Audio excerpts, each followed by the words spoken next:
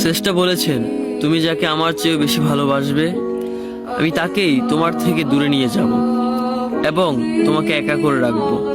তিনি আরো বলেছেন, কখনো বলবে না তুমি তাকে ছাড়া বাঁচবে না, তবে তাকে ছাড়া আমি তোমাকে বাঁচাবো এবং পিছনের অনুগত সব আবেগ পুড়িয়ে নিয়ে তোমাকে দিব্যি সামনে নিয়ে যাব।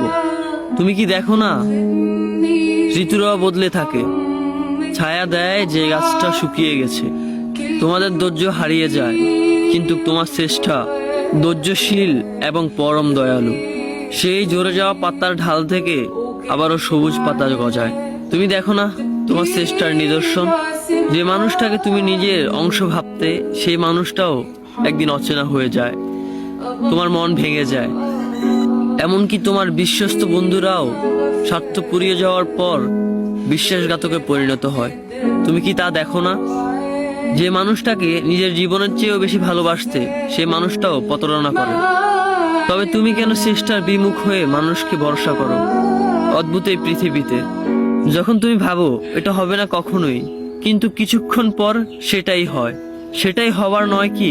তুমি বলো আমি পড়বো না, অথচ তুমি পড়ো। তুমি বলো আমি বিরক্ত হব না, অথচ রোজ তুমি বিরক্ত হও। এবং সবচেয়ে বিচিত্র বিষয় হলো তুমি বলতে থাকো আমি মরে গেছি, অথচ তুমি বাঁচো। তোমার চেষ্টা তোমাকে বাঁচায়, তোমার চেষ্টা তোমাকে বাঁচিয়ে রাখে। তো শুকরিয়া আদায় করো তোমার সেই সৃষ্টিকর্তা মহান রব্বুল আলামিনের উপর।